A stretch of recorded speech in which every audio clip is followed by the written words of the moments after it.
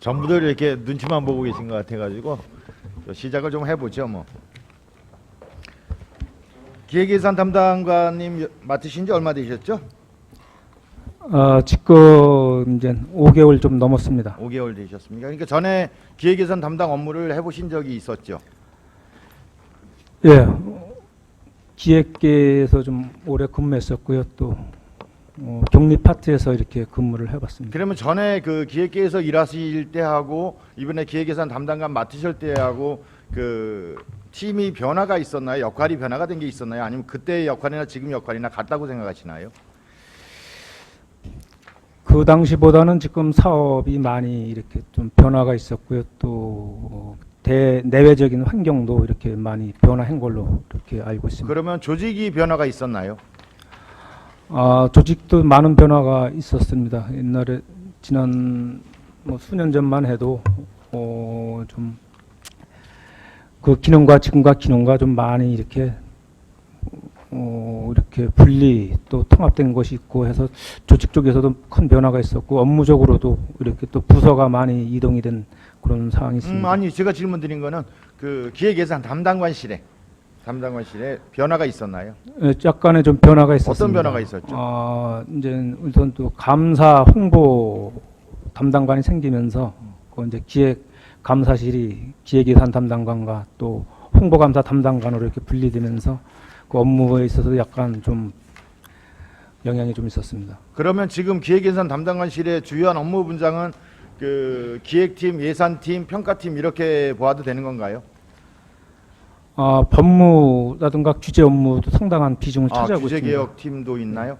예, 그렇습니다. 별도로 있는 부분이 그 팀으로 돼 있나요? 예, 그렇습니다. 규제개혁팀 그리고 법무팀, 법무통계팀입니다. 통계팀. 그러면 5개 팀이 지금 기획예산 담당관 소속이네요.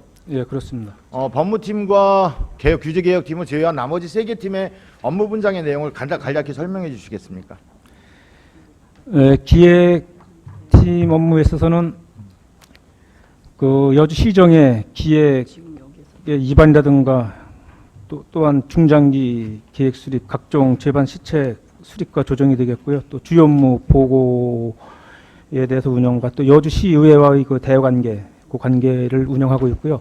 그 예산팀에서는 그 예산 편성 및 그 운영에 관한 사항 것이 되겠고 또 중장기 지방 재정 계획 수립 크게 그렇게 되겠습니다. 또한 그 평가관리팀에서는 공단 운영이라든가 각종 그 시책에 대한 평가 그 정도 그런 상이 되겠습니다. 됐고요. 네. 그러면 그 1년 전인가요? 제가 중점적으로 질의하고 제안드렸던 부분인데 기획팀에 대해서 다시 질문을 드리면 지금 답변하신 부분이 여주시의 주요한 그 사업의 핵심이라든지 중장기 사업 계획이라든지 이런 부분이 기획팀의 역할 아닌가요? 예, 그렇게 맞습니다. 그렇게 되면 그 작년 6월부터 올 6월까지 네. 기획팀에서 이뤄낸 중장기 사업 계획의 내용이 어떤 게 있나요? 그 의원님들께서도 뭐 잘 알고 계시겠지만 저희가 그 2025 여주 중장기 발전 계획을 수립해서 그거를 추진 중에 있고요. 그다음에 저희가 그 부서별로 뭐 주요 현안 사안 토론회라든가 또 간부 회의의 운영 또 여러 가지 각종 벤치마킹이라든가 또 뭐 동북권 그 종합 발전 계획 수립이라든가 이런 여러 가지 면에서 이렇게 저희가 많이 이렇게 일을 하고 있다고 그 생각합니다. 중에서 대표적으로 이게 기획팀의 그 주요한 업무였었고 그 내놓을 만한 평가받을 만한 사업이라 이렇게 평가할 수 있는 사업이 하나라도 한번 제시해 주시겠습니까? 저희가 그 주요 현안사항 그 토론회 간부 토론회를 해서 그 여주시 현안사항에 대해서 각 관과 소장을 비롯한 읍면동장을 비롯한 간부 공무원들이 이렇게 공유하면서 그걸 토론회를 통해서 그 여주시에 대한 그 현안사항을 이렇게 해결한 부분이 있고 또 각종 그 사업에 있어서 이번에도 했습니다만은 그 간부회의 운영 제도를 바꿔서 각 팀장들이 이렇게 보고하게끔 해서 팀장급 이상 그 시정을 공유할 수 있도록 하는 것이 가장 그 큰 성과라고 할 수 있겠습니다. 굉장히 말씀 잘해 주셨는데요. 자, 이렇게 다시 한번 질문을 드리겠는데요. 뭐냐면 여주시장님의 지금 시정 목표라고 해야 되나요? 아니면 여주시의 그 어떤 미래의 목표라고 얘기할지 어떻게 표현해야 될지 모르겠지만 그 세종대왕, 세종인문도시 명품 여주가 뭐로 규정을 해야 되나요? 시정 목표로 해야 되나요? 뭐로 해야 되나요? 지금 저희가 그 시정 목표 방침은 문화관광, 그 시민감동 창조 경영이 있습니다. 그렇지만은 세종인문도시 명품 여주는 예를 들어서 여주 시민의 삶의 질 향상과 그 살기 좋은 고장을 만드는데 그 목적이 있다고. 그러니까 그걸 어떻게 해서 우리가 규정을 할 수 있나요? 세종인문도시 명품 여주. 어쩌면 시장님의 어떤 그 시정 목표 또는 시정의 가치 뭐 이런 거 아닐까요? 예, 맞습니다. 그렇게 봐도 되는 거죠. 네, 예.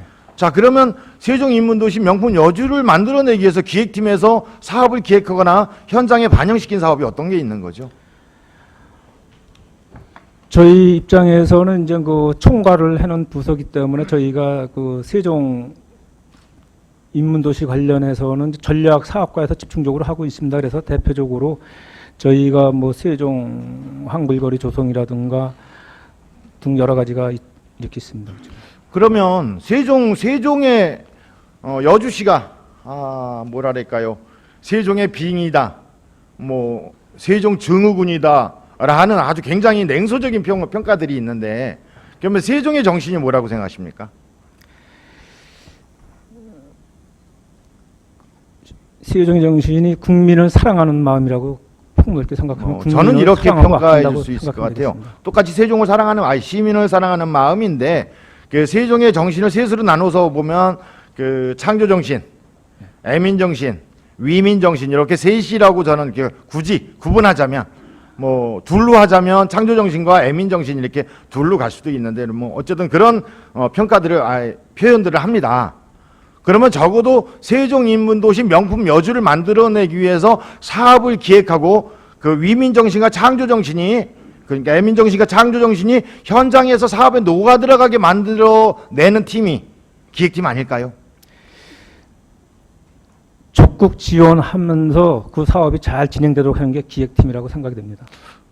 기획예산 담당관이나 기획예산 담당관이나 홍보감사 담당관이 시장님 직속 기구 아닙니까? 네, 기구죠. 그렇습니다. 예. 그러니까 그 기획예산 담당관이나 홍보감사 담당관을 시장 직속 기구로 놓은 이유가 뭐라고 생각하세요? 시장님을 직접적으로 이렇게 보좌를 달할 수 있게끔 이렇게 하는. 그러니까요. 네, 그래서 저는 기획예산 담당관의 역할, 담당실의 역할이 굉장히 중요한 역할이고 작년에도 제가 왜 그 역할을 하지 않느냐고 따진 건 뭐였었냐 하면 여주시정이 제가 3년 동안 지켜보는데 어디서도 여주시정을 총괄하는 부서가 없다고 판단을 했습니다. 예?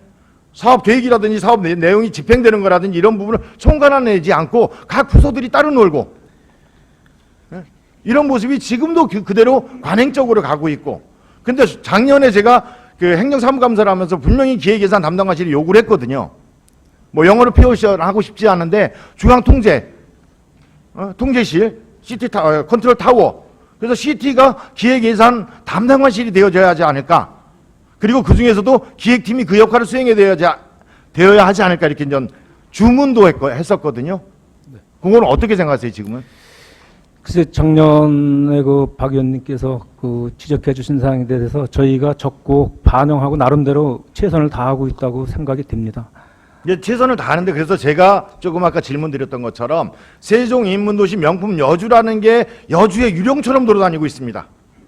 지금 모든 일에 가보면 세종인문도시 명품 여주, 세종인문도시 명품 여주 그것이 빠지면 그 발언이 안 되는 상황이 그 지금의 모습이라고 생각이 듭니다.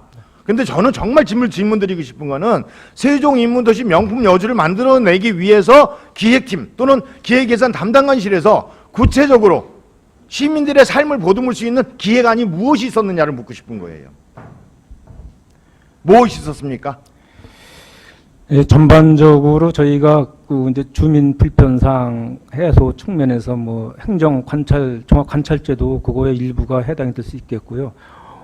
저희가 각종 뭐 타 지자체에 가서 우수한 그 시민 편의를 위해서 우수한 정책에 대한 그 벤치마킹이라든가 이런 것도 그거에 대한 그 한 부분이라고 생각이 됩니다. 그러면 세종 인문도시 명품 여주라는 용어를 사용하지 않아도 그 캐치프레이즈를 내세우지 않아도 그 업무는 지금 평상적으로 그냥 어느 분이 시장이 가든지 가야 되는 사업 아닌가요? 그 세종 정신을 더 거기에 반영을 시켜서 뭐 최대한 이렇게 주민이 편할 수 있도록 또 예전보다는 좀 더 폭넓게 행정 관찰이라든가 벤치마킹을 통해서 주민 편의에 이렇게 좀 도움이 될 수 있도록 하는 것이 바람직하다고 생각이 일단 듭니다. 다음으로 넘어가기 위해서 제가 한 가지만 그 말씀드리고, 그러면 이렇게 제가 표현하면 너무 냉혹한 표현인가요? 세종 인문도시 명품 여주라는 구호하고 현장에서 진행되는 사업의 내용하고 철저하게 괴리되어져 있다. 그래서 시민들이 세종 인문도시 명품 여주가 무엇을 추구하는 건지 모른다. 이렇게 비판하는 거에 대해서는 어떻게 생각하세요? 앞으로 그런 비판이 덜 나올 수 있게끔 저희가 그 세종 정신이 녹아들 수 있도록 적극 행정을 추진하겠습니다. 네, 일단 여기까지 하고 정리하겠습니다. 그래서 아까 이어서 질문 드리겠습니다. 그 여주시 예산이 매년 증가 추세에 있죠? 예, 그렇습니다. 그 작년에 6,172억이었고 그 전에 그 6,000억이 좀 안 됐죠. 네, 그렇습니다. 올해는 작년 예산 6,172억보다 꽤 많이 높아질 거로 예측되지 않나요? 예, 그렇습니다. 그러니까 예산이 어쨌든 증가하고 있는 부분은 긍정적인 부분이기는 한데 이렇게 질문을 드리면 어떻게 답변이 나올까 궁금하기는 합니다. 그 전체 총 예산 중에서 시장님이 그 가치를 담아낼 수 있는, 시장님이 집행할 수 있는 지출 구조를 변경시킬 수 있는 예산액이 대충 얼마가 되죠? 그건 뭐 정확히 이렇게 뭐 보통 분석을 4, 500억 해봐야 되지 않나요? 보통 저희가 그 1년 예산이 한 7천억 가까이 됩니다만은 그 정도로 보면 그러니까 4, 500억 어느 정도는, 정도를 네. 시장의 가치를 담아낼 수 있는 예산으로 이렇게 봐서 그냥 편성을 좀 자율적으로 할 수 있는 부분이다, 이렇게 볼 수 있는 거잖아요. 네, 그렇습니다. 그러면 이렇게 질문 드리면 좋겠습니다. 제가 3년 동안 예산 편성을 쭉 봐왔는데, 그 2014년, 2015년, 2016년 이렇게 3년 동안의 그 여주시 예산 편성의 특징이 무엇인지 좀 설명을 해주시죠. 특징은 뭐 이제 일단 그 복지 분야 예산이 많이 이렇게 증가를 하고요. 그다음에 지금 의원님들께서도 뭐 그 시민을 위해서 뭐 적극적인 일정 활동을 이렇게 하시면서 그 각종 주민 건의라든가 이런 사항이 또 날로 이렇게 많이 늘어나고 있는 그런 추세에 있습니다. 그래서 저희가 그 보면은 일단은 그 사회복지 분야가 가장 많이 편성이 돼 있고요. 그다음에 이제 농림해양수산, 그다음에 이제 국토 그 지역개발 이런 순위 되겠습니다. 이제 그렇게 말씀하시는데 제가 반대되는 견해를 말씀드리자고 하면, 가장 먼저 하나를 말씀드리면, 많은 사람들이 대한민국이 복지 과잉 복지로 해서 망국의 길에 접어들고 있다는 평을 하는 사람들도 있어요. 그러니까 복지 반대론자들이겠죠. 근데 지금 그렇게 주장하는 사람들의 이야기에는 바로 담당관님이 말씀하신 답변하고 똑같은 이야기들 하는 거거든요. 지금 복지 예산이 많이 늘었다고들 얘기해요. 근데 그 복지 예산은 여주시가 독자적으로 복지 사업을 해서 늘어난 예산이 아니라 여주시가 복지 사업을 하지 않아도 필연적으로 늘어나는 예산들이 많지 않습니까? 예, 맞습니다. 그렇잖아요. 노인연금이라든지 장애인연금이라든지 등등의 문제로 인해서 우리가 늘리고 싶지 않아도 자연적으로 늘려야 되는, 배정해야 되는 예산이잖아요. 그렇죠? 네, 그렇습니다. 그러면 여주시가 3년 동안 예산 편성을 하는데 시장의 가치를 담아내서 복지 예산이 증액됐다, 이렇게 보기는 굉장히 어렵잖아요. 뭐 그런 면도 있겠지만은 또 시장님께서 그 복지에 대해서는 또 상당한 관심을 가지시고 이렇게 시정을 펼치시고 계십니다. 그래서 뭐 아시겠지만 저희 일단 뭐 본청 청사의 엘리베이터 설치라든가 이런 게 뭐 한 예가 되겠습니다만은 뭐 이래저래 그 사회복지 단체라든가 아니면 사회복지과라든가 복지정책과에서 이렇게 요구하는 사항, 또 이런 그 장애인 단체에서 요구하는 사항은 거의 이렇게 다 반영을 이렇게 하는 걸로다가 알고 있습니다. 제가 말씀드린 게 시장님이 전혀 또는 여주시정이 복지 예산을 전혀 증가시키지 않았다라는 말씀을 드리는 게 아니라 전체적인 추세를 보자고 하면 자연 발생적으로 부담해야 하는 부분을 부담한 거고, 그 중에 작은 부분으로서 시장님이 어떤 배려, 사회적 약자에 대한 배려 또는 복지 활동을 하는 기관들에 대한 어떤 지원, 이런 부분이 있었겠죠.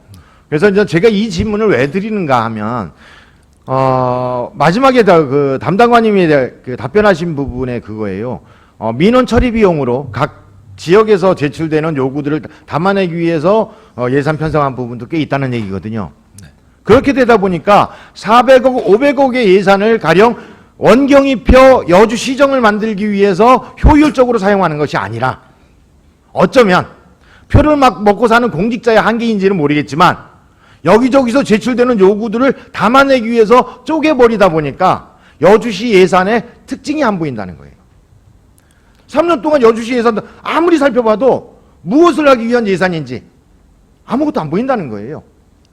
지난 예산도 마찬가지고, 적어도 여주시를 교육복지도시를 만들겠다고 하면 교육복지 예산이 대폭 증가되든가, 아니면 어르신들이 편안한 도시를 만들겠다 이렇게 설정하면 어르신들을 위한 복지 예산이 증액이 되든가, 문화관광 도시를 만들기 위한 것이라고 하면 문화관광 예산이 대폭 증가해야 되는데, 관례적으로 국비 도비에 연계해서 붙어가는 건 어쩔 수 없지만, 제가 처음에 확인했던 것처럼 우리가 독자적으로 또는 자율적으로 지출 구조를 변경시킬 수 있는 금액의 한도에서 보자면 여주시의 특장점을 담아내기 위한 예산 편성은 지금까지 없었다, 이렇게 판단해도 되나요?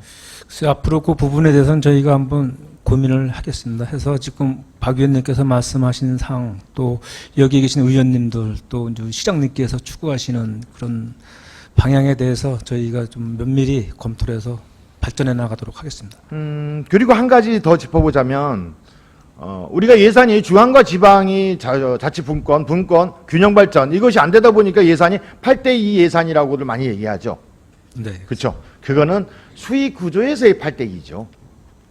지출 구조에서는 6대4가 될 수 있고 5대5도 될 수 있고 이렇게 되는 거죠. 왜냐하면 우리는 적게 받았어요. 수입이 지방세가 적게 받아들이지만 부족분을 국가나 도에서 지원할 수밖에 없는 구조잖아요. 네, 맞습니다. 그렇잖아요. 그러니까 지금 8대2니 7.7대 2.3이냐 하는 건 의미가 없을 수도 있는 거죠. 우리가 어떤 노력을 기울이냐에 따라서 중앙이나 도 예산을 가져올 수 있는 가능성이 열려져 있고, 또 부족분은 교부금의 형태로 언제든지 내려오고 있는 형태니까. 그렇죠? 예, 그 저희가 아시겠지만 뭐 그 의존 자원율이 좀 높은 편입니다. 그래서 제가 정리를 하자면 이런 거겠죠.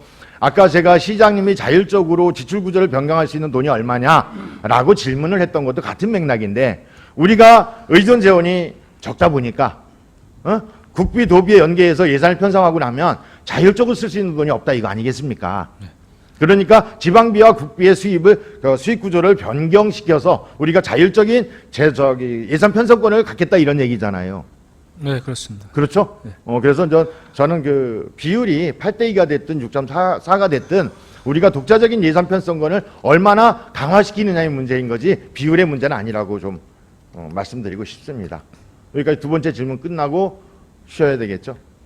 잠시 마치겠습니다. 그 담당관님, 예산 편성의 그 가치, 예산 편성의 기준들, 이 네. 부분은 이제 정립해야 되지 않을까 느끼는 했지만, 네. 저는 그런 좀 아쉬운 생각이 들어요.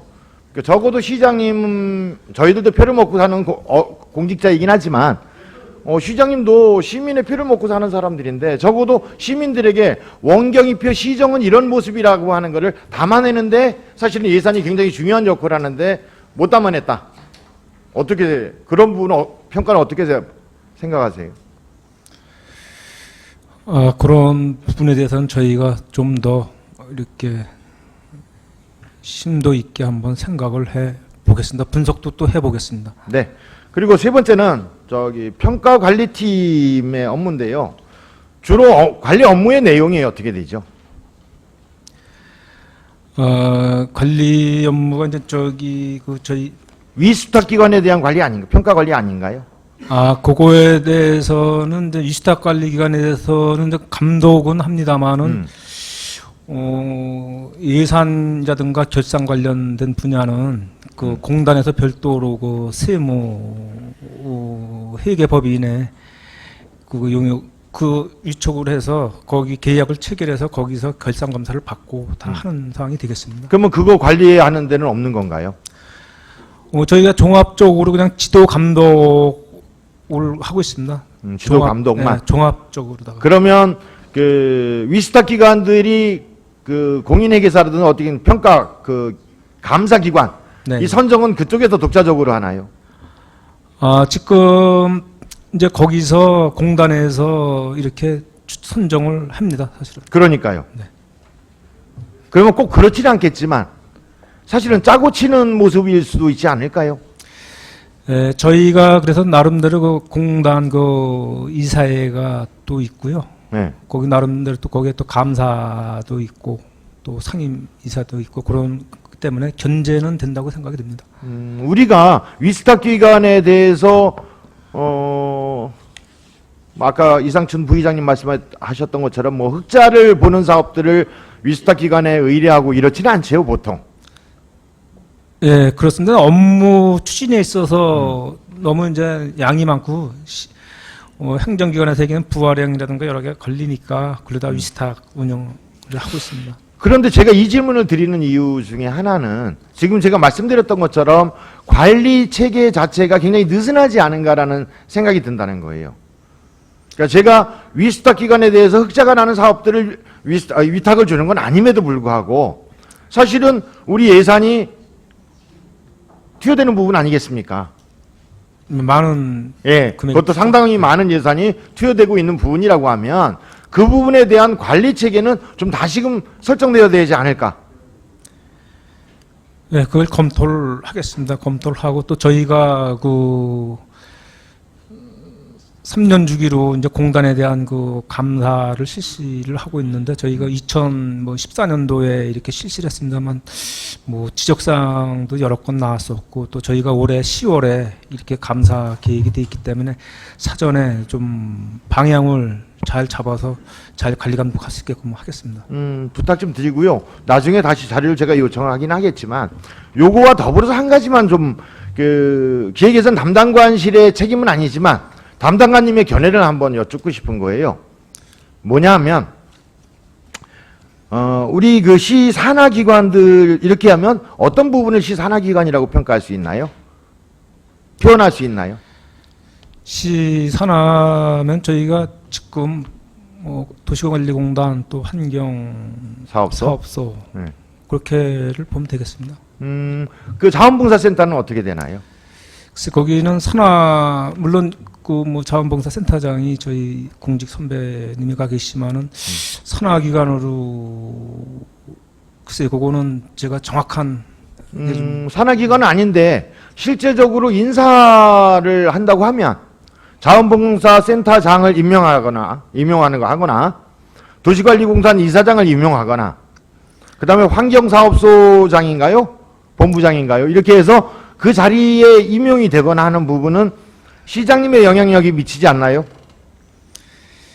그 임원 추천위원회를 이렇게 구성을 해서 7분의 그 임원 추천위원회를 구성을 해서 거기서 이제 두 사람을 이렇게 시장님께 추천을 하면은 그 이제 시장님께서 이렇게 결정하는 걸로 지금 현재 체계는 그렇게 돼 있습니다. 형식상은 그렇죠. 근데 아주 많은 사람들은 추천위원회 또는 이사회에서 결정되는 부분이 아니라 시장님의 결정에 의해서 임용된다고 다 판단한단 말이죠. 그렇지 않나요? 글쎄 제가 알기로는 일단은 임원 추천위원회가 있기 때문에 거기에서 이렇게 이제 2명까지 선정할 때까지도 거기서 서류라든가 면접 관계를 하기 때문에 거기서 어느 정도 걸러지지 않을까 이렇게 생각이 듭니다. 그런데 궁금한 걸 질문 드리려고 이제 본론으로 가자면 그 자리에 왜 퇴직 공직자들의 노후 일자리가 되어야 되죠? 예, 그 이사장에 대한 그 공모를 일단 통하거든요. 그런데 그 자격이 이제 뭐 100인 이상 기업에서 뭐 상임이사 한 분이나 아니면은 또 대학교의 그 부교수 이상이라든가 아니면 또 행정기관에서는 그 이제 사무관 이상으로 다 2년 이상 재직한 사람 이제 그런 분야 여러 가지에서 그 자격이 공모할 수 있는 자격이 있는데 그 중에 일부분이라고 생각이 됩니다. 그러니까 자격 조건을 변화시키면 되는 거고 임용권자가 퇴직 공직자들의 일자리, 제가 정확히 표현합니다. 퇴직 공직자들의 노후 일자리 만들어주지 않겠다고 결정하면 되는 거 아니겠습니까? 예, 그것은 그 임원추천위원회와 또 시장님의 그 판단에 달렸다고 생각이 듭니다. 저는 이런 생각을 해요. 제가 올바른 생각인지 모르겠지만 지금 여주시청에 6급 공직자들이 어마어마한 불만을 갖고 있는 게 현실입니다. 왜? 선배들이 지켜왔던 관례라고 하는 명예퇴직을 하지 않음으로 인해서 10여 명이 사무관으로 올라갈 수 있는 기회를 지금 박탈당하고 있다고 생각을 하거든요. 옳고 그름의 평가는 제가 하지 않겠습니다. 지금 현장에 공직자들의 모습, 그 상황 속에서 불만이 표출되고 있는 모습만 말씀드리는 거예요. 근데 저는 이런 생각을 해요. 정말 사무관까지 올라온 사람들이면, 예? 이렇게 농담 비슷하면 저는 서기관급이죠? 근데 저는 가난하니까 좀 그렇지는 않겠지만 사무관까지 올라온 사람들 다 이렇게 쭉 살펴보면 아주 소수를 제외하고는 정말 먹고 살만한 정도의 경제적인 조건을 유지하고 있어요. 그리고 스웨덴이나 스위스, 덴마크 이런 나라들을 보면은요, 평생 사회와 국가를 위해서 헌신했으니까 좀 일찍 퇴직해서 제2의 인생, 나만의 인생을 만들어 나겠다고 조기 퇴직금이 이뤄요. 정년을 연장하고 있음에도 불구하고. 근데 우리 여주시에서는 정말 후배들의 일자리를 열어주는 기회도 상실해버리고 청년 일자리가 엄청나게 지금 사회적 문제로 제기되고 있는데 2명 중에 1명이 청년이 실업자의 상태로 지금 내몰리고 있는데 그 사람들이 나가주면 명예퇴직해주면 후배들한테도 박수 받고 그 다음에 후배 공직자들도 승진의 기회가 있고 그 다음에 신규 채용의 가능성, 청년 일자리도 만들어주는 가능성이 열리는데 왜 그런 결단을 못 내리는지 전 답답해요. 그리고 그 판단은 그들이 하겠지만 저는 옳다 그르다 판단이 아니라 그래서 말씀드리는 겁니다. 우리가 영향을 미치는, 시장이 영향을 미치는 세 개의 자리도 퇴직 공직자들의 노인 일자리가 아니라 적어도 2년 남겨놓은 사람들, 가령 퇴직을 2년 남겨놓은 사람들을 그 자리로 보내주면 이것도 숨통이 트이지 않겠냐? 그렇지 않겠습니까? 뭐 만약에 그렇게 한다면. 글쎄 저도 일부는 공감을 합니다. 그렇잖아요. 2년 남겨놓으신 분 글로 보내드리면 거기서 그분들을 정년을 마치고 기간을 오자면 그리고 이쪽에서는 다시 승진 기회와 신규 채용할 수 있는 가능성도 열리잖아요. 그래서 이렇게만 말씀드리겠습니다. 그것은 집행기관에서 어떤 가치를 담아내느냐의 문제니까 그건 여기까지만 정리하겠습니다. 그리고 총체적으로 정리를 하면은요, 기획예산 담당관실에서 주요한 역할은 저는 여주시의 컨트롤 타워가 되어야 된다고 생각합니다. 그리고 여기는 제가 뭐 행정사무감사에서 따져볼 것 이런 부분은 사업부서가 아니기 때문에 구체적으로 이 사업을 잘했냐 못했냐 이렇게 따지기는 어려운데 가장 중요한 핵심은 원경희 시장님이 세종인문도시 명품 여주를 추구한다고 했는데 세종인문도시 그리고 세종 이 가치, 그러니까 애민과 창조 정신을 담아내기 위한 구체적인 사업 계획이 하나도 없다. 제가 이렇게 가혹하게 평가하고 싶어요. 그리고 어쩌면 시중에서 얘기하는 세종의 빙의가 탄생했다. 그래서 세종이라는 말을 더 이상 듣고 싶지 않다. 야, 이제 세종 그 이야기 그만했으면 좋겠다. 세종 교육 그만했으면 좋겠다. 이렇게 이야기되고 있는 부분에 왜 귀가 막혀 있는지 전 답답하다는 거예요. 그래서 정말 기획예산 담당관실이 여주시의 컨트롤 타워의 기능을 하기 위해서 기획예산팀, 기획팀, 예산팀, 그 다음에 평가관리팀이 정말 중요한 역할이고 중요한 일을 수행해야 되고 그런 부분에 그 여주시의 위상을 다시 한번 재점검해 주셨으면 이렇게 부탁을 드리고 싶습니다. 네, 좋은 지적에 감사드립니다. 네. 예, 이상입니다. 보충 질문입니다. 예전에 네. 몇 년 전에죠. 각 마을에 간에 마을에 간이나 경로당에 에어컨을 설치해 준 거 기억나시나요? 예. 네, 마을별로 예, 예. 그 경로당이나 노인성에 그 마을 에어컨을 다 설치해 줬어요. 네. 예. 근데 몇 개 마을에서 몇 개 네. 마을에서 에어컨 대신 우리는 필요 없으니까 세탁기를 달라, 냉장고를 달라, 뭐 TV를 달라 이렇게 해서 바꾸어서 물품을 구입했습니다. 예, 예. 예. 근데 어느 날 예산이 올라왔는데 뭐가 올라왔냐 하면 그것도 편법으로 점동 지역에 국회의원이 방문을 해서 마을 주민들이 마을에 관해 경로당에 에어컨이 없으니까 해달라. 이렇게 요구 들어와서 5 마을을 에어컨을 설치하는 작업이 진행됐습니다. 물론 해주면 좋죠.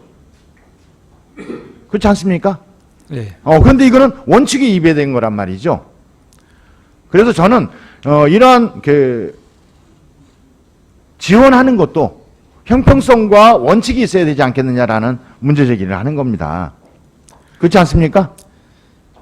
예, 한번 내용을 더 구체적으로 저희가 알아보고서 알아보도록 그래서 하겠습니다. 전 지금은 마을마다 그 할아버지 방, 할머니 방으로 나뉘어져 있으니까 그때 한 대 설치했으니까 지금 마저 한 대 설치해 주자 해서 다 확산되고 있어서 다행이라는 생각을 합니다.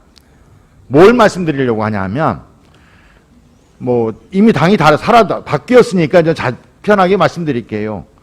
옛날에 새누리당 국회의원 정병국 국회의원이 가면 꼭 문제를 일으켰어요. 공약을 했단 말이죠. 내가 해줄게. 지금 그 가남체육공원도 똑같은 선상에서 진행되고 있는 거예요.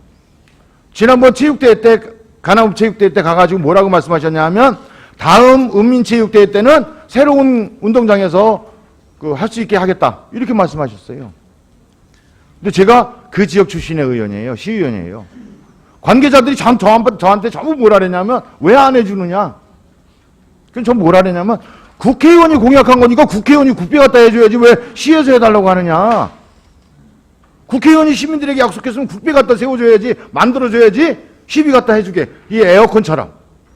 이건 원칙에 위배되는 거죠. 저는 이런 문제에 대해서 저는 원칙을 정해야 된다고 생각합니다. 제가 가남 출신입니다. 그래서 140억을 투자해서 제2의 체육공원 만들면 저도 좋죠. 저도 운동 좋아하니까. 그런데 기존에 있는 체육공원을 놔두고 140억을 또 투여해서 새로운 체육공원을 짓는다? 저 이거 엄밀하게 검토해야 하고 정말 타당성 깊이 있게 살펴봐야 된다고 생각을 합니다. 어떻게 생각하세요? 네, 옳으신 말씀입니다. 그래서 저희가 그거를 좀 검토를 신중하게 검토한다고 이렇게 말씀을 드린 겁니다. 그래서 지난번에 시장님도 뭐라고 말씀하셨냐면 장기적으로 검토해 보겠습니다.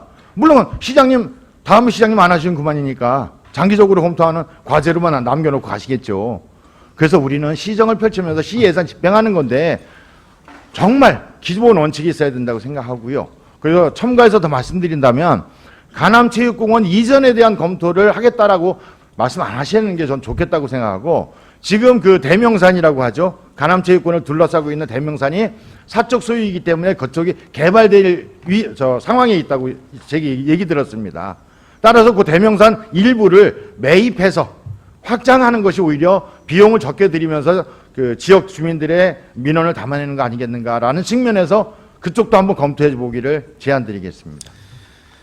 네, 알겠습니다. 네, 이상입니다. 담당관님 신문 보십니까? 종이신문. 네. 종이신문 보십니까? 네, 언론방에 들어가서 매일 봅니다. 인터넷으로 보죠. 네. 그러니까 종이신문이라고 제가 질문드렸거든요.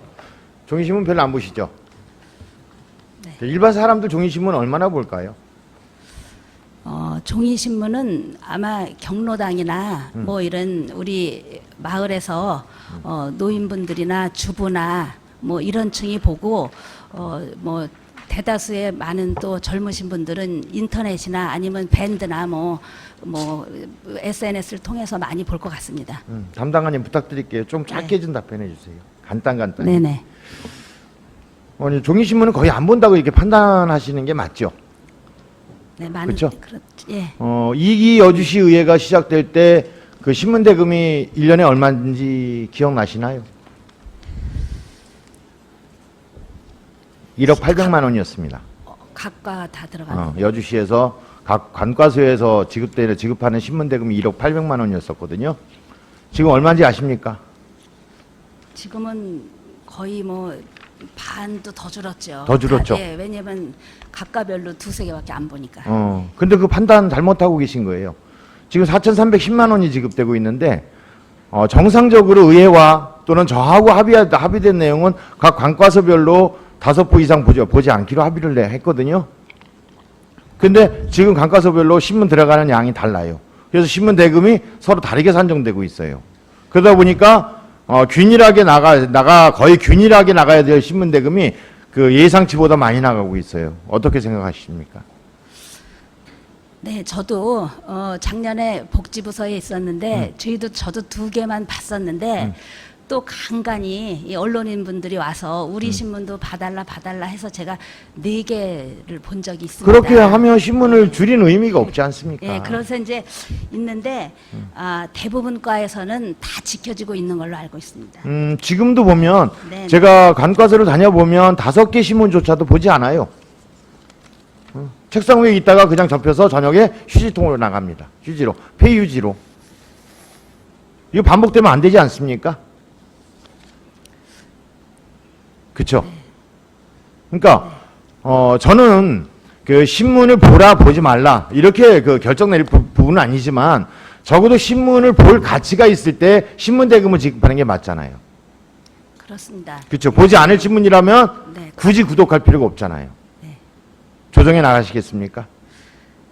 네, 어차피 예산이 너무 많이 줄어서 과에서 볼 수도 없습니다. 저도 있어 봤는데 다만 다 보는 과가 이제 저희 과입니다. 저희 과는 뭐 다른 또 시군도 봐야 되고. 거긴 보셔야죠. 네네, 그렇습니다. 자, 근데 왜 제가 그 말씀을 드리냐면 지금도 제 그 개인적인 얘기를 하면 신문을 각 관과수별로 5부로 줄여놓으니까 어느 신문에서 제 칼럼을 끊더라고요. 자기네 사주가 그 손해를 봤다. 신문 부수를 줄여서. 그 다음에 또 어떤 기자는 저하고 제가 얼굴을 상종을 안 해요. 만날 때마다 이상한 소리를 해가지고 쳐다보지도 않아요, 지금은. 그러니까 그런 위험을 감수하면서까지 제가 신문 부수 줄인 거 아니겠습니까? 그러면 저는 유지되어야 한다고 생각하고요. 그렇게 계속 일관성 있게 가야 된다고 생각을 해요. 근데 신문 하시는 분들, 신문 기자들 또는 지역지든 지방지든 어차피 언론의 활동을 하는 거니까 먹고는 살아야죠. 그렇잖아요. 먹고는 살아야죠. 그리고 우리가 가능한 부분이라고 하면 지원해 줄 필요도 있지 않을까요? 네, 그렇습니다. 그러면 지원을 네. 어떻게 하고 있죠? 네, 신문은 꼭 뭐 우리 여주시를 홍보해서도 돼야 되지만 또 반대로 우리 뭐 안 좋은 거라든가 그다음에 특히 또 내가 하는 일을 담당자들은 전부 다 알리기를 좋아합니다. 또 우리가 각종 평가나 이런 걸 아니, 봐서도 짧게요. 예, 어떻게 하게 돼 지원을 하시느냐고요? 예, 그래서 이제 이거는 상생 차원에서 네. 언론하고 지시하고 상생 차원에서 그때 필요한 거 경로당에는 주로 노인분들이 많이 오기 때문에 지역 신문도 해서 저희 시를 알리고 하는 것도 해줘야 되고 그 다음에 또 과에서는 각자 과마다 우리는 이 신문을 봐서 우리가 이 신문을 집중적으로 알려야 돼 해서 그걸 이용해서 해게 또 시를 홍보하는 것도 상생 모든 차원에서 좋다고 생각합니다. 과장님 짧게 하면 예. 제가 다시 정리하면 네네. 어쨌든 도와주기 위해서 언론사를 도와주기 위해서 지역지 같은 경우는 그 마을회가 아니라 경로당에 네. 배포되는 것을 지원한다는 거잖아요. 네. 그럼 지방지는 어떻게 도와주죠? 지방지도 필요합니다.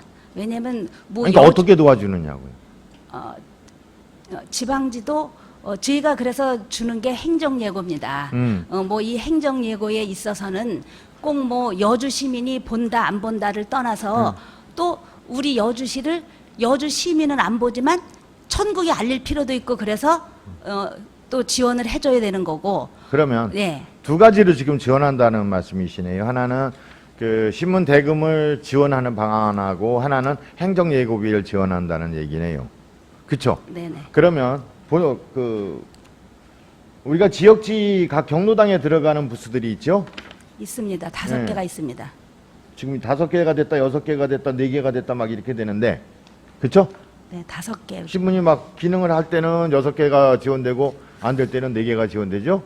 2016년도에는 4개 신문 지원했는데 3,190만 원 지원했고, 그렇지 않습니까? 네네. 그리고 2017년도에는 6개 신문 지원하는데 현재까지 1분기에는 876만 4천 원 지원했고, 네, 그렇습니다. 어떤 근거에 의해서 지원하고 있는 거죠? 신문 대금 한 달 5만 원에 대해서 아니 그러니까 어떤 근거에 의해서? 네, 지역 신문이라는 아니 그러니까 지역 신문을 지원할 어떤 법적 근거나 조례의 근거가 있어야 지원하는 거 아니겠습니까? 네, 이거는 조례나 뭐 법에는 없습니다. 다만 이 신문은 우리 여주시에서 하는 거가 가장 많이 나고 우리 여주 시민들이 그래도 이 신문을 보면서 우리 공무원들이 아니, 그러니까, 예, 하고 있다는 그러니까 법적 근거가 없다고 지금 말씀하신 거예요? 네네. 저기 팀장님들 그 법적 근거 없이 이게 지원이 가능한 건가요? 이거는 아까 제가 말씀드렸잖아요. 이거는 지역 신문과 우리 뭐 상생 차원이라든가 아니면은 상호 협력이나 아니면 여주시 아니 그러니까요. 그러니까 그런 측면에서 지원한 건데 네네. 법적 근거 없이 조례에 근거하지 않고 그 지역 신문이 마을에 관한이나 경로당에 그 배포되는 게 지원될 수 있다고 지금 하셨단 말이에요. 네. 그렇죠? 네. 확실하십니까? 아 좋습니다. 그러면 지금 뭘 제안을 해드리려고 하는 거냐면 마을에 관에 가보면 어르신들은 신문이 있으면 다 다를 때까지 보시더라고요. 신문이 다 달아서 해질 때까지. 네네. 그렇죠? 네. 신문 지역 신문이 하나 들어가면 굉장히 여러분이 봐야 되니까 이리저리 돌려가면서 다 보시더라고요. 알고 계십니까? 네, 많이 보는 걸로 알고 어르신들은 경로당에서 신문을 다 보신다. 네. 그렇다고 하면 전 이런 생각을 하는 거예요. 우리 그 관과소 40여 개 관과소를 보니까 신문이 5부 들어가는 데 있고 3부 들어가는 데 있고 뭐 7부 들어가는 데가 있어요. 근데 신문을 안 봐. 그렇죠? 이거 마을에 관으로 돌리면 어떨까요? 어차피 같은 비용인데 그렇지만 관과소도 거기를 최소화시키면 되잖아요. 그러니까 왜냐하면 왜냐하면 네. 관과소에서는 종이 신문 안 보고 다 인터넷으로 검색하더라고요. 제가 확인 안 한 게 아니에요. 그래서 정말 종이 신문이 필요한 부서는 종이 신문을 주고 그렇지 않다고 하면 그 신문을 경로당으로 돌려주면 오히려 신문도 지원하는 거 셈이 되고 어르신들 낮에 고스톱 안 치고 신문 볼 수 있는 기회가 제공될 수 있잖아요. 네, 근데 어떻습니까? 예, 그것도 맞습니다. 네. 많이 보는데 많이 주는 게 맞습니다. 그리고 또 공무원들은 다 안 보는 것도 아니고 그다음에 또 다른 시군에서는 뭘 하고 있나도 필요합니다. 저희가 평가나 이런 걸 대비할 때 우리가 하는 것만 보는 게 아니라 타 지역에서도는 더 나은 거 뭘 하나도 찾아봅니다. 그래서 그러니까 또 아주 과장님, 끊을 수는 담당관님. 없고. 예. 제가 획일적으로 가자고 하는 게 아니라 네, 건설적인 네. 제안을 하는 건데 왜 그렇게 고집을 부리십니까? 네, 그래서 제가 건설적인 제안을 드린 게 뭐냐 하면 지역 신문만 경로당이나 마을에 가는 넣지 말고 우리 지금 관과서에서 보고 있는 신문을 보면 보지 않는 신문들이 많으니까 그거를 마을에 관이나 경로당으로 돌려버리면 네. 그렇잖아요. 네. 그러면 더 효과적이고 지방지에 대해서 더 많은 지원을 하는 셈이 되거든요. 왜냐하면 경로당이나 마을에 관이 320개소인데 그렇잖아요. 우리가 5부씩 우리 관과소 하면 40개 관과소면 5, 4, 20, 200부밖에 안 돼요. 그럼 200부보다 320부를 지원해 주는 건데 훨씬 효과적이잖아요. 네, 그렇습니다. 그래서 지역 신문뿐만 아니라 저희가 한번 그러면은 이렇게 좋은 방법이 있으니까는 많이 보는데 여러 가지 신문을 해서 비교도 할 수 있고 또 다른 시군 것도 볼 수 있고 우리 공무원들이 열심히 한다는 것도 볼 수 있도록 하기 위해서 저희가 맞습니다. 경로당에 신문을 더 넓힐 수 있는지를 저희가 검토하고 또 그다음에 마을 가서 협의를 해서 저희가 하도록 하겠습니다. 그래요. 네. 조만간에 그 계획서를 좀 정리해서 계획서를 제출해 주셔서 지역 신문과 지방 신문이 경로당으로 가서 어르신들이 지역 주민들이 시민들이 볼 수 있는 기회폭을 넓히는 방안을 검토해 주셨으면 좋겠다는 생각입니다. 네, 알겠습니다. 예. 담당관님 아까는 전 신문 부수 줄이는 것 또는 신문을 효용성 있게 사용하는 방법이 전 그 질문 겸 제안을 드렸는데, 네. 자, 이제 본론으로 또 하나 더 본질적인 문제 또 한번 건드려 보자고요.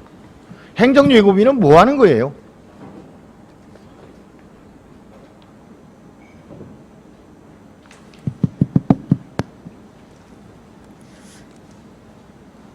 네, 행정 예고는 말 네. 그대로 우리 시에서 예. 우리 시에서 시정을 수행하는 데 있어서 이걸 널리 알려야 되겠다. 아니면 우리 여주시에서 지금 하는 이슈나 아니면은 여주시에서 지금 뭐 축제나 행사나 이런 거를 시민들한테 널리 알려야 되는 일이 있을 때, 행정에 대해서 알려야 되는 일이 있을 때 행정 예고를 하게 해주는 겁니다. 신문사에서. 광고입니까? 네? 광고입니까? 홍보입니까? 그러니까 뭐 광고, 홍보지, 홍보. 홍보입니까? 홍보. 네네. 자, 그러면은 네. 광고나 홍보를 구분하자면, 광고는 네. 그 가령 도자기 축제가 있다 그러면 도자기 축제를 뭐 이렇게 뭐 인터넷 같으면 배너 광고로 되겠고, 종이신문 같으면 밑에 뭐 하단 전면을 사용하든지 반을 사용하든지 이런 식으로 도자기 축제를 홍보하는 거란 말이죠. 광고하는 거란 말이죠. 네. 그러면 홍보라고 하는 부분은 또 다른 내용으로 보자면 기사를 써서 널리 알려주는 방식도 있단 말이죠. 그렇죠? 그렇습니다. 예, 예. 그럼 행정예고비는 어느 경우에 지급하는 겁니까? 네, 행정예고는 저희가 이제 뭐 시기나 내용이나 이런 거는 나름대로 저희가 기준을 마련을 했습니다.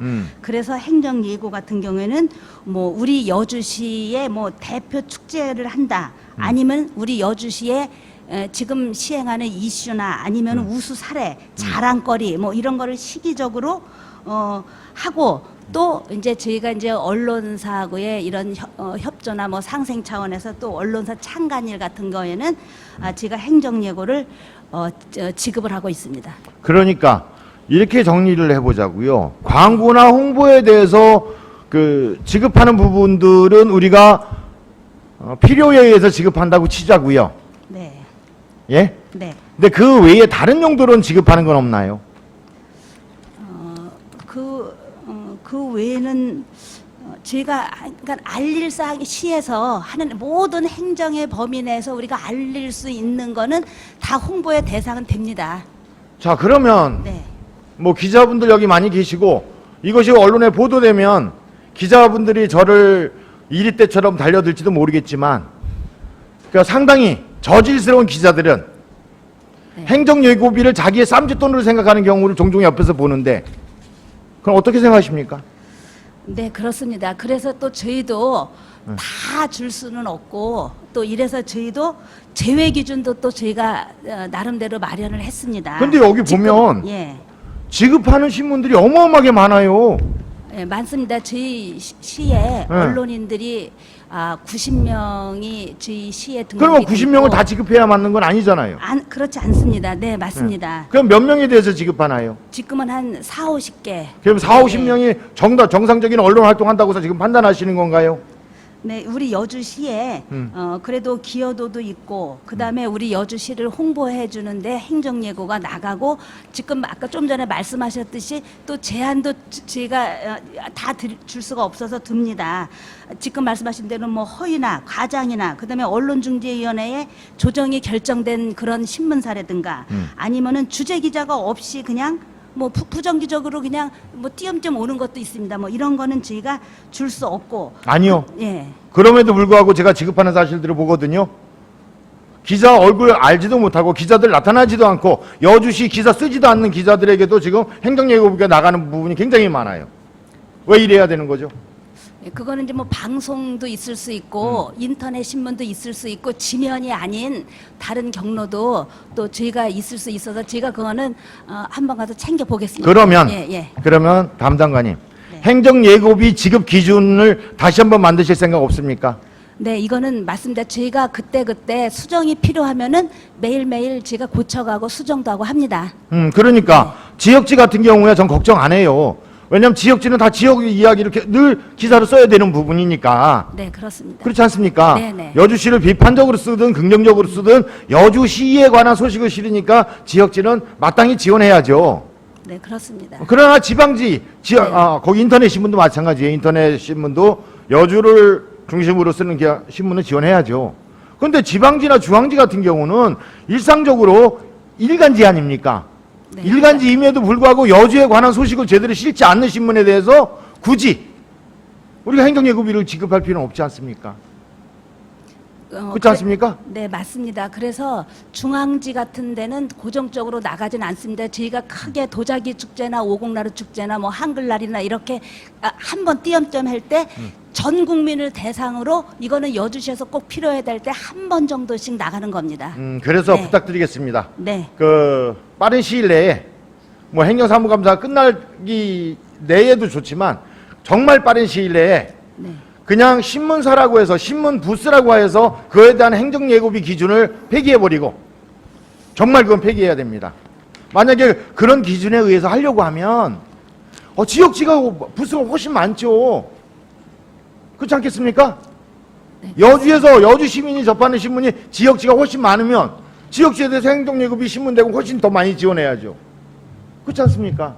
따라서 저는 부스 이런 거에 연연해 하지 말고 정말 여주시의 소식, 긍정적이든 비판적이든 여주시의 소식을 실는 횟수에 따라서 월 행정예고비를 계산하는 게 옳지 않을까? 좀 이렇게 생각합니다. 어떻게 생각하세요? 네, 의원님. 저희가 수정하고 계속 보완해 나가도록 하겠습니다. 예, 좋은 의견 주셨습니다.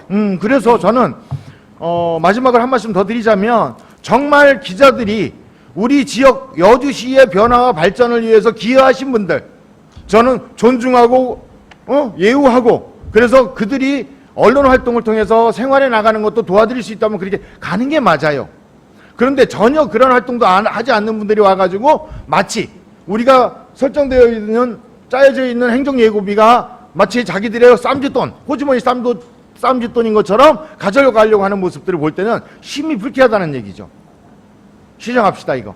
네, 알겠습니다. 아마 홍보도 더 신문에 활기를 띨 것 같습니다. 예, 더. 일단 마치겠습니다. 네네. 아까 말씀드린 거는 지역신문에 대한 지원 그리고 지방신문은 뭐 이렇게 정리할 수 있을 것 같아요. 주재기자가 있는 신문을 중심으로 뭐 전폭적으로 지원해 준다. 뭐 신문도 그렇게 해서 활용하면 될 거라고 좀 생각이 들고요. 담당관이 저는 의정활동을 잘 못한 것 같아요. 그 여태까지 3년 이렇게 지나고 있는데 상을 2번밖에 못 받았어요. 한 번은 그 경기도 동북권 시군의회 의장상, 협의회 의장상, 31개 시군 협의회 의장상 이렇게 2개밖에 못 받았거든요. 근데 가끔 제가 이렇게 보면 전화가 무지 와요. 뭐 스포츠조선 뭐 이런 매체에서 의원님 인터뷰 좀 하면 안 될까요? 의원님 상 좀 받으실래요? 이런 전화들이 되게 많이 와요. 그 뒤로 가보면 뭐 200만 원, 심지어 500만 원, 심지어 1000만 원 이런 걸 부담하면은 상을 주겠다는 거야. 결국 공짜가 아니잖아, 상 받는 게. 가령 뭐 의장, 뭐 시군 의장 협의회 이런 거야 돈 한 푼 안 들어가고 그냥 자체 내에서 주는 거니까 돈이 안 들어간다고 치고. 근데 우리 여주시 시장님이 상을 굉장히 많이 받더라고요. 제가 볼 땐 그거 공짜 아닌데 그래서 행정예고비에 한만 들춰봐도 어디서 돈이 지출된지 하나도 안 보여. 그 돈 어디서 지출된 거죠? 이거는 상 줄 테니까 돈이 아니고 행정 예고를 저희가 이렇게 많은 신문에 하면은 행정 예고를 행정 예고비가 나감으로써 시장님 한번 인터뷰 하게 해드리겠습니다. 그럼 결국 그렇게 말씀하시는 건 뭐냐 하면 정말 돈 주고 상 받은 거지 어떻게 그게 돈 주고 상 받은 거 아닙니까? 행정예고비라는 명목으로 상에 대해서 돈을 지불하고 상 받은 거하고 뭐가 달라요? 똑같은 거 아닙니까? 여주시 홍보를 그걸 왜 시장이 받아야 되는 건데? 생각해 보세요. 여주시 공무원들이 다 잘했으니까. 아니 근데 왜 그걸 시장이 받아야 되는 건데? 그 홍보비 어마어마한 홍보비를 들여서. 그리고요. 제가 보니까요. 저도 한 방 얻어맞았는데 기사 이렇게 쓰면 잡지에 기사 쓰면 그 책을 사래요. 그 시장님 보니까 잡지마다 인터뷰 기사가 쫙 나오더라고. 그거 공짜입니까? 이제 시장님은 여주시정을 총괄적으로 홍보를 하는 그런 위치에 있기 때문에 여주시 홍보를 하는 게 그 지금 말씀하신 대로 잡지에 속한 거죠. 담당관님이니까 그렇게 말씀하실 수밖에 없겠죠. 비하인드 스토리를 제가 얘기하면 엄청나게 또 문제가 되겠죠. 그래서 말씀드립니다. 제발 단체장들 상 받는데 주력하지 마세요. 상 많이 받았다고 누가 칭찬합니까? 상 많이 받았다고 누가 일 잘한다고 평가합니까? 네? 담당관님, 네. 그렇지 않아요? 정말 여주시장이 일 잘하면 밖에서 스포츠 조선인이 어디에서 상 주지 않아도 여주 시민들이 표로 상 줘요. 왜 그런데 돈 써가면서 홍보해 가면서 상 받고 이러고 할 일 없죠. 이렇게 안 해도 되잖아요. 그래서 부탁드리는 거예요. 정말 어리석은 일 하지 말자. 그 시민이 또는 우리 국민이 정말 소중한 세금을 쓰는 돈이 세금을 집행하는 건데 개인적 이익을 위해서, 개인적 영광을 위해서 그렇게 사용해서는 저는 안 된다고 생각을 합니다. 시정해 주시겠습니까?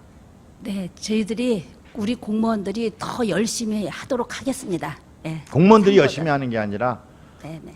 정말 그 상을 받는데 또는 그렇게 기사 나가는 게 정말 잘하는 거 아니니까 알겠습니다. 돈 그렇게 집행하지 마십시오. 네, 네.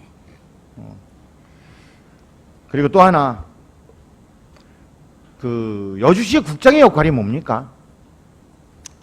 국장은 그 국을 예. 이끌어가고 그다음에 그 국의 수장으로서 그 국에 속한 공무원들이 시민을 위해서 열심히 할 수 있도록 뒷받침하는 게 역할입니다. 그렇죠. 네, 지금 국장이 월급이 많아요? 과장이 월급이 많아요? 국장이 많습니다. 많죠. 네, 그리고 제가 보니까 국장에 올라가는 분들이 과장보다 더 잘 사는 것 같아. 봉급을 많이 따서. 월급이 많아서 그런지 어떤지는 몰라도. 그런데 왜 국장은 자기 돈으로 밥 안 먹어요, 점심을?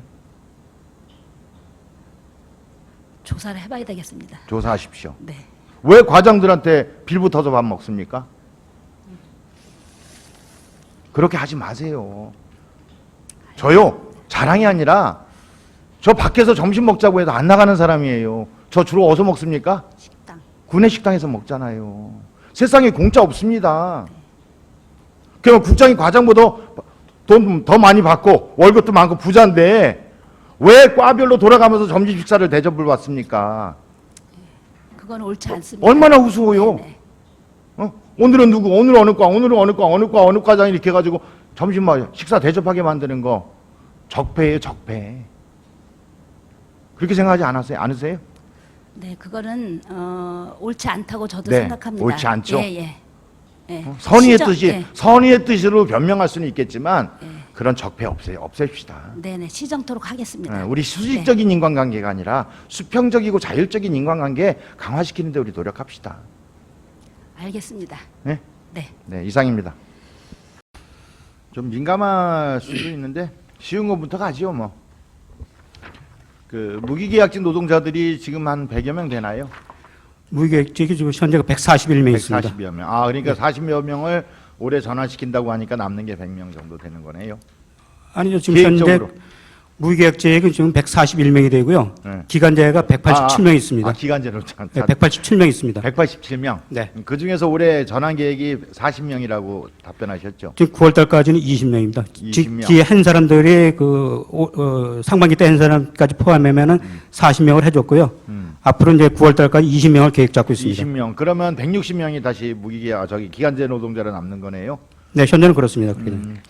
지난번에 제가 질문 드린 것처럼 그 노동자들의 분류가 이렇게 돼 있나요? 가령 무기계약직으로 전환시켜야 할 그 기간제, 그리고 이 부분은 계절적 기간제라서 그냥 계속 기간제로 가야 할 이런 부분으로 지금 분류가 돼 있나요? 그래서 먼저 의원님도 이제 시정질문에서 말씀하셔가지고 저희 인사팀에서 187명에 대한 원인 분석을 하고 있습니다. 그래서 저희가 이제 앞으로 그 정부에서도 이제 그 일자리 창출 때문에 한번 내려올 것 같습니다. 그래서 거기에 대비해가지고 지금 사조안에 187명에 대해서 원인 분석을 하고 있습니다. 그래서 조금 시일이 걸리는데 그 자료가 나오게 되면은 의원들한테도 제공해 드리겠습니다. 좀 적극적 행정을 했으면 좋겠다고 말씀을 드리는 게, 왜냐하면 각 읍면동 사무소로 가보면 업무 보조하시는 기간제 노동자들이 꼭 있잖아요. 네. 근데 가만히 살펴보면 그 업무라고 하는 부분이 전문직이 아니니까 정규 공직자를 채용해가지고 그 자리에 앉히기도 좀 깝깝하다는 건 이해가 됩니다. 근데 11개월 20일짜리로 해가지고 해마다 이렇게 바꾸는 모습은 그 일이 계속 지속적으로 필요한 것임에도 불구하고 아주 퇴직금 안 주기 위한 편법, 네. 이거를 공기관에서 이렇게 앞장서서 하고 있는 모습이잖아요. 네, 그렇습니다. 그렇죠? 네. 그리고 제가 이제 가끔 허리가 아파가지고 그 물리치료를 받으러 가면 보건소에 가면 거기 물리치료사가 제가 난 직원인 줄 알았어요. 그래서 물어보니까 물리치료사도 무기계약직이라고 얘기를 하는 거야. 근데 보건소의 물리치료사는 정말 계속 필요한 인력이잖아요. 네. 근데 그것도 왜? 무기계약직이래네. 기간제 노동자. 그러니까 안정적이고 지속적인 직업을 보장할 수 있는 자리에 기간제를 놓음으로써 불안한 자리를 계속 만들고 있는 거잖아요. 정말 이 부분은 신규 뽑는 것도 고민해야 되겠지만 현재 여주시청 내에서 산하기관에서든 일하고 있는 사람들이 무기계약직으로 전환시킴으로써 안정적인 직업을 보장할 필요가 있다는 생각이거든요. 네, 저희도 공감합니다. 그래서 이번에 20명에 해당되는 게 지금 말씀하신 물리치료사라든가 우리가 그 기간을 존속해가지고 계속 연결해가지고 쓸 수 있는 사람들이 우선 파악을 해보니까 20명이 필요해가지고 지금 이제 9월 말까지는 20명을 완전 이제 무계약직으로 전환할 계획을 잡고 있는 겁니다. 그래서. 그래서 저는 좀 적극 행정을 했으면 좋겠다는 네. 생각이 듭니다. 그러니까 전에 제가 자유 발언하면서도 뭐라고 말씀드렸냐면 밤에 잠자면서 해고의 악몽에 시달리는 것처럼 정말 불행한 인생이 어디 있겠습니까? 네.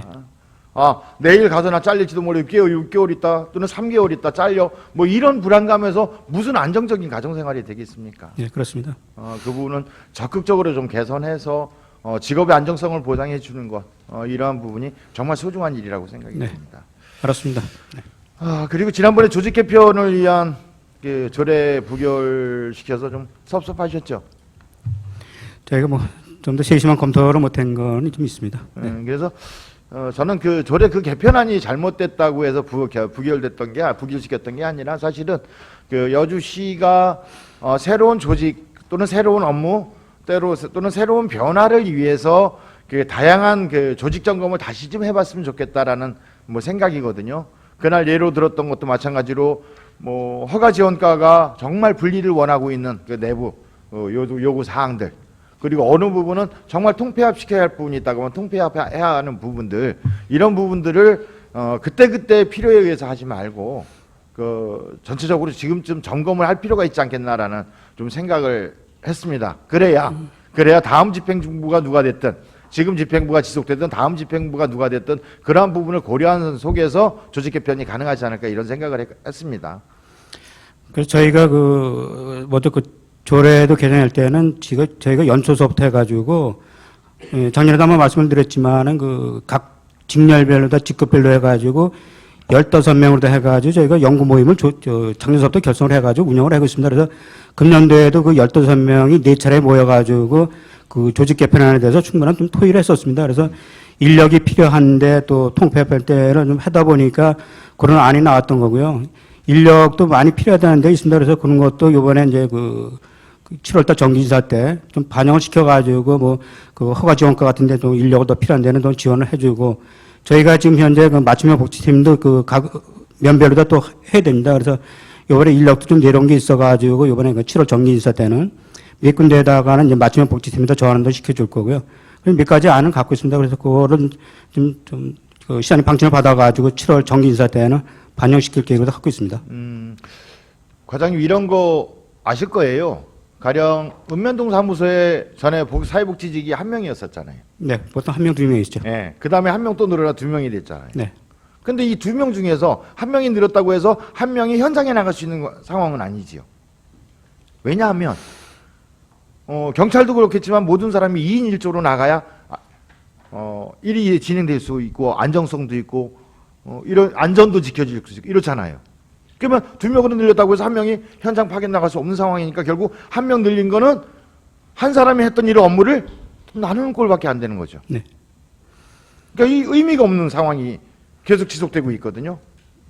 그래서 지금 저희가 추진하는 게 그 맞춤형 복지팀이라는 게 그런 거를 보완하기 위해서 만든 겁니다. 그래서 지금 현재 그 중앙동에 있는 거는 이제 권역형이라고 해가지고 이제 영동, 오학동까지 같이 간호를 하면서 맞춤형 복지팀이 그 역할을 해주는 겁니다. 그래서 2인 1조가 돼가지고 사례 관리를 하는 거고 그 민원복지팀에서는 사례 관리 하는 사람에 대해서는 어떤 지원해 줄까를 판정을 내리는 겁니다. 그래서 지금 현재 그 간암위에 또 그렇게 분리가 돼 있는 거고요. 그래서 금년도에도 이제 점동하고 능서하고 그 대신하고 해가지고 1차적으로 돼가지고 맞춤형 복지팀을 별도로 좀 만들어주려고 그 계획을 잡고 있는 겁니다. 그래서 지금 우려하는 게 그런 겁니다. 그래서 혼자 나가다 보면 혹시라도 불상사가 생길지도 모르고 그런 게 있고 그래서 이제 그 광명에 있는 거 대도시에서 추진한 게 그 복지동이라고 그래가지고 지금 말씀하신 대로 그 동장하고 또 복지사하고 그다음에 그 간호사하고 이렇게 3인 1조가 돼가지고 나갑니다. 큰 데는. 그래서 저희는 거기까지 못하고 지금 현재 그 맞춤형 복지팀에서 전환을 시켜가지고 지금 우려하는 것 때문에 2인 1조로 나갈 수 있게 그렇게 보완해 나가는 겁니다. 그래서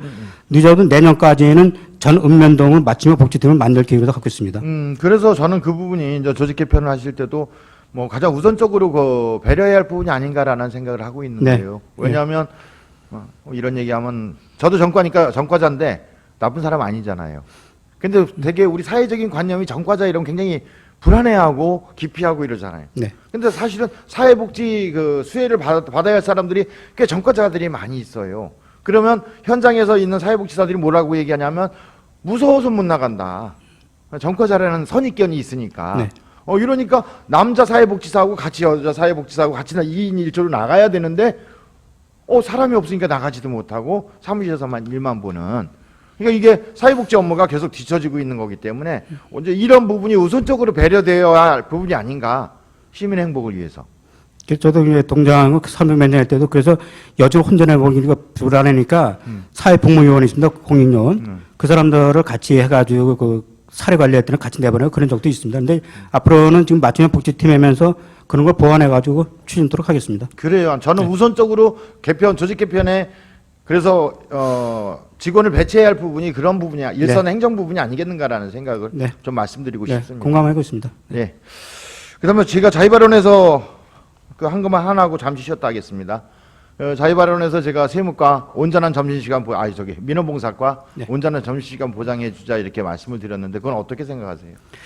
글쎄 양평에서 지금 그 노조에서 얘기를 해가지고 읍면에다 지금 처음 그 시범제도 실시하는 것 같습니다. 그래서 글쎄 저도 그 영동장을 해봤지만은 대개 보면은 그쪽에는 그 학생들이라든가 직장인들이 점심시간에 와서 많이 하거든요. 그래서 글쎄 그런 거는 조금 더 뭐 양평 사례도 좀 지켜봐야 되겠지만은 조금 검토가 필요하지 않을까. 당장 그거를 전환시킨다면은 또 여태까지 오시던 분들이 그 점심시간에 맞춰서 오는데 또 민원을 안 본다 그러면은 또 민원 불편도 생기니까 그런 거는 좀 힘들게 검토를 좀 해봐야 될 것 같습니다. 검토를 해야 되는데 이제 그게 뭐냐면 따라가는 검토냐 적극적으로 나아가는 검토냐의 문제라는 생각이 들어요. 네. 저 의원 되기 전에요. 여주시청에 볼일 보러 온 적이 거의 없어요. 그러니까 일반 시민들이 시청에 와서 업무를 보려고 꼭 와야 되는 경우가 그렇게 많지 않고 그 다음에 직장이 굉장히 많아가지고 회사가 많아가지고 점심시간 아니면 시간을 낼 수 없다. 이런 경우의 여주는 그렇게 많지 않다는 생각이 듭니다. 그 과장님 그런 거 예전에 기억나실 거예요. 통금 해제할 때 얼마나 사람들이 불안해했습니까? 통금이 해제되면 범죄가 많이 발생할 것처럼. 그런데 통금 해제할 때도 아무런 문제가 발생하지 않았잖아요. 그 다음에 장발 단속한다고 했을 때 전부 그 머리 길러서 도망다니기 바빴잖아요. 그런데 장발 단속 해제해버리니까 오히려 지금처럼 머리 다 짧게 깎고 있는 이런 모습이잖아요. 그러니까 우리는 변화되는 그 변화를 추구하는 또는 변화를 만들어야 할 부분에서 해보지도 않고 미리 두려워하거나 기피하거나 걱정을 많이 하는 이런 모습 아닐까 이런 생각이 들어요. 그래서 이 민원봉사과도 처음에는 문제가 생길 수도 있겠지만 다른 나라는 점심시간 2시간씩 하는 나라도 많아요. 네, 그렇죠. 2시간씩 할 때 그 업무 시간에는 민원인도 시민도 점심시간을 갖지만 똑같이 우리도 시민 아닙니까? 시민들도 점심시간 갖고 그 이후에 시간을 배려하는 게 맞겠죠. 저는 그런 부분을 개선해 나감으로써 뭐 좀 안정화시키는 게 가능하다는 생각이 들어요. 네, 지금 현재 그 관련되는 데가 이제 민원봉사과하고 세무과가 좀 관계될 것 같으니까 그 두 개과하고 또 읍면도 좀 여론을 들어봐가지고 또 민원봉사 그러니까 세무과에서도 점심시간에 요새 최근에 와서 점심시간에 민원이 얼마큼 처리가 되는지 그런 걸 분석을 한번 해봐가지고 위원님 말씀대로 효과가 있다 그러면은 그런 것도 뭐 심되게 검토를 좀 해봐야 되겠죠. 예, 네. 점진적 좀 개편을 했으면 좋겠고요. 네. 저는 그런 생각을 합니다. 뭐 어떤 사람들이 야 공무원들만 생각하지 말고 공무원들 그 편의만 생각하지 말라고 이렇게 얘기할 수도 있겠지만 저는 가장 기저에는 어떤 생각이 있냐면 내가 행복하고 내가 편하고 내가 평화로워야 다른 사람한테 잘할 수 있어요.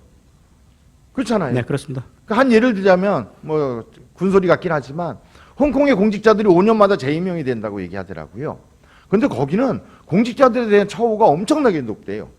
그래서 왜 높으냐고 얘기했더니 곁눈질 하지 말라고. 네?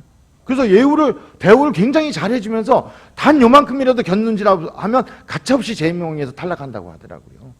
그래도 대신 해주는 만큼 시민들에게 봉사하는.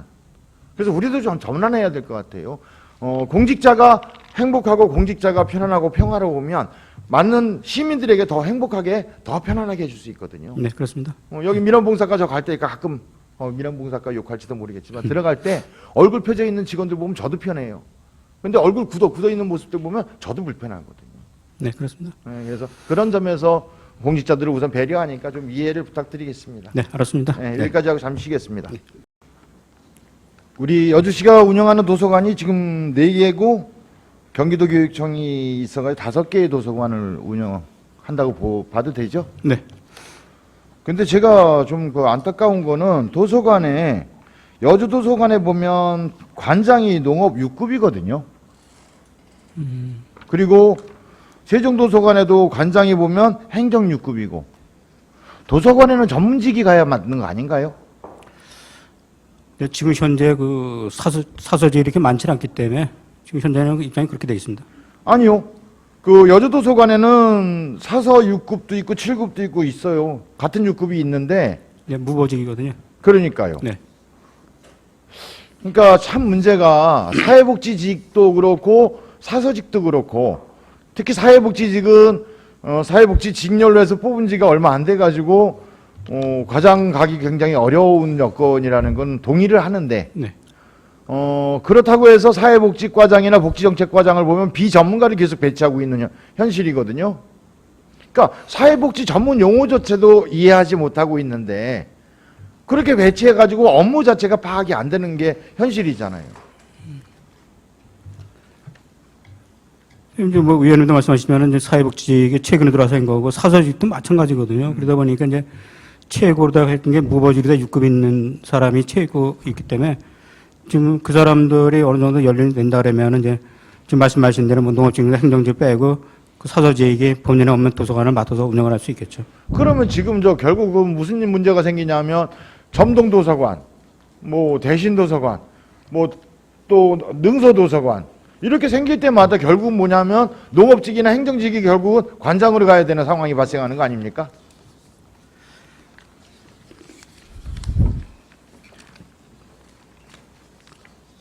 그래서 이번에 저희가 이제 그 7월달 정기 인사할 때 네. 지금 현재 그 도서관 팀하고 세종 도서관 팀 그렇게 되어 있습니다. 그래서 그거를 도서관 정책팀하고 도서관 운영팀으로 해가지고 실제로 다 그 운영할 수 있게 그렇게 통합을 해가지고 명칭을 바꿔가지고 운영할 기로 다 갖고 있습니다 지금.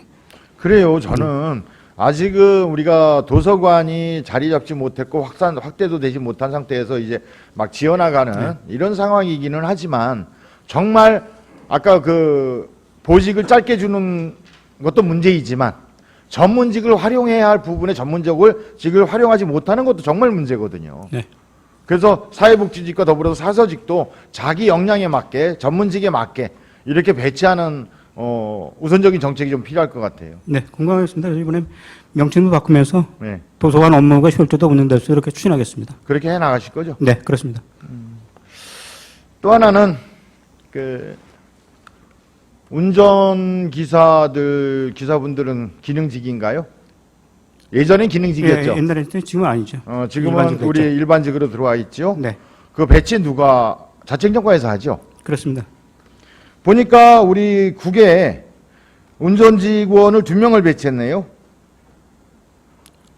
국에 국.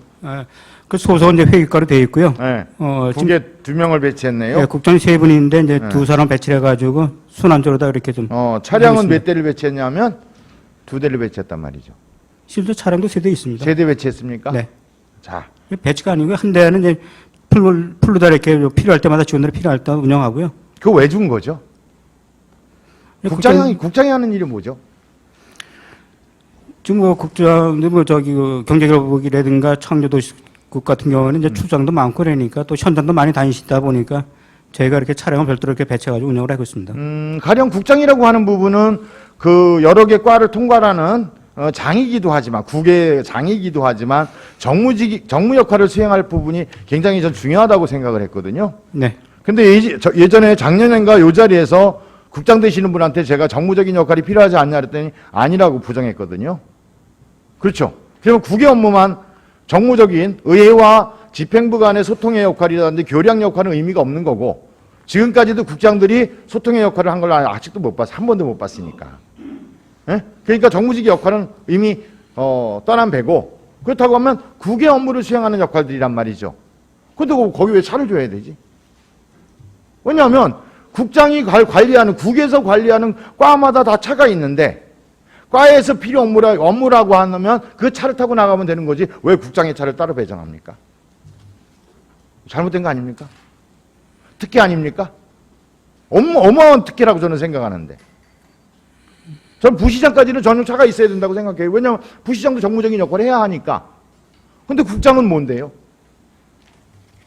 차를 줘야 할 근거가 뭐죠? 걷다가 2명의 기사까지 배치하고 문제 있다고 생각하지 않으십니까? 글쎄, 좀 전에도 말씀드렸지만 이제 출장님 자주 다니시다 보니까 점심 먹으러 가면서도 차 갖고 나가지요. 그렇죠? 그런 경우는 없는 걸로 알고 있습니다. 아니요, 전 봤는데요. 자, 제가 볼게요. 경기도 C군 국장 전용차를 봤어요. 고양시는 국이 8개입니다. 차량 한 대고요. 운전기사 배치되어 있지 않습니다. 그 다음에 광명시 6개 국인데요. 운전기사도 차량도 배치되어 있지 않습니다. 김포시 6개 국인데요. 운전기사 차량 배치되어 있지 않습니다. 부천시 6개국, 성남시 6개국인데 차량 운전기사 배치되어 있지 않아요. 쫙 봐도 그래요. 그런데 여주는 3개국인데 차량이 2개에다 운전기사가 2명이 배치되어 있어요. 하는 일도 제가 보기에는 합리적인 일이 아니고 중요한 역할은 아니라고 저는 생각하는데 왜 이런 특혜를 줘야 되는 거죠? 그래서 제가 뭐 타시는 사례까지는 파악을 못하는데 네. 그 문제에서는 이제 차량 부서는 회계과하고 한번 협의를 해보겠습니다. 그래서 어떤 게 효율적으로 운영되는 건지 그건 회계과하고 협의를 한번 해보겠습니다. 제가 여기 자료 갖고 있는데 필요하다면 뭐 다른 부서에도 찾아볼 수 있고요. 네. 그래서 당장 저는 국장들이 하는 역할에 비추어서 차량과 운전기사를 배치할 의무가 없다. 배치할 배려로 할 필요가 없다고 생각이 되니까 즉각 해소하는 게 마땅하다고 생각을 해요. 검토해 주시기 바라겠습니다. 네, 알았습니다. 그리고 또 하나 굉장히 예민한 문제인데 자연스럽게 가겠습니다. 제 집사람 얼굴 아시나요? 네? 제 집사람 얼굴 아시나요? 밴드에서 봐가지고 알고 있습니다. 직접 만난 적 있으신가요? 없습니다. 없죠. 네. 가나무 사람들이 제 집사람 얼굴 많이 몰라요. 그리고 꼭 부부 동반이 가는 일이 아니라고 하면 전 집사람이 등장하는 걸 원치 않습니다. 제가 표로 당선된 사람이지 집사람이 표로 당선된 사람은 아니잖아요. 제가 정치활동하는 거지 집사람이 정치활동하는 거 아니지 않습니까? 엄밀하게 좀 분리돼야 된다고 생각을 해요. 무슨 얘기냐면 시장님 아내분 행사마다 꼭 오시거든요. 그거 오는 거는 자유지요. 왜 그런데 우리 전문 공무원을 거기 배치해야 되는 거죠? 그거 한번 설명 좀 해주세요. 왜 시장님 사모님이 부인이 아내분이 오시는데 그 부분을 예우하기 위해서 왜 전문 공무원이 따라다니면서 비서 역할을 해야 되는 건지 왜 그 사람을 누가 배치한 건지 누가 배치했습니까 그거? 배치한 적은 없죠, 그거는. 근데 배치하지 않았는데 어떻게 따라다닐 수 있죠? 이제 그 여성 업무 하다 보니까 사모님이 공식적인 행사 이렇게 다니시니까 아마 그 사회복지과에서 이렇게 모시고 다니는 거죠. 아니요. 직을 일탈한 건데 제가 볼 때는. 자, 사회복지 팀장이에요 더군다나. 팀장이면 해야 할 일이 어마어마하게 많은데 왜 그 일을 배치해서 자기 일도 못하게 만드는 건지 이거 설명이 돼야 되는 부분 아닐까요? 글쎄요, 그 따로 제가 배치되질 않아가지고 그렇죠. 명확하게 답변 아니 드리고 많은 있는데. 분들이 왜 생각을 안 하는지 전 이해가 안 돼요. 적어도 공무원은 국가의 녹을 먹고 사는 사람인데 시민들에 의해서 선출되지 않은 민간인을 왜 공무원을 따라 붙여서 비서 역할을 하게 하는 건지 그 예우를 왜 해야 되는 건지 이거 설명되어져야죠. 그것도 다른 사람 구급이 해도 문제인데 팀장인데 자기 팀의 일도 어마어마하게 많을 텐데 행사 때마다 쫓아다니면서 다 알고 있어요. 그 팀장이 비서 역할하고 있는 거. 어떻게 하시겠습니까, 이거? 제가 볼 때는 제가 여기서 문제를 제기하는 건 물론 제가 시장님하고 절친해요. 직접 말씀드릴 수도 있어. 근데 그건 개인적인 관계지. 근데 지금 보면 시에서 누구도 간부직 누구도 시장님한테 이 얘기 한 번도 제기하지 않았어. 그래서 제가 이 자리에서 공론화시키는 거예요. 정리해야 된다고 생각하지 않으세요? 이거 만약에 공론화되면 다치는 사람은 팀장이에요. 그렇지 않겠습니까? 누구도 책임져 줄 거 아니잖아.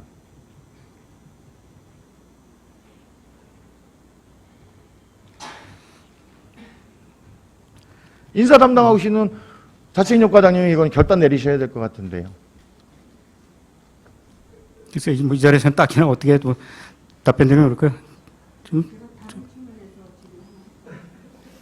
일단 하십시오. 네, 제가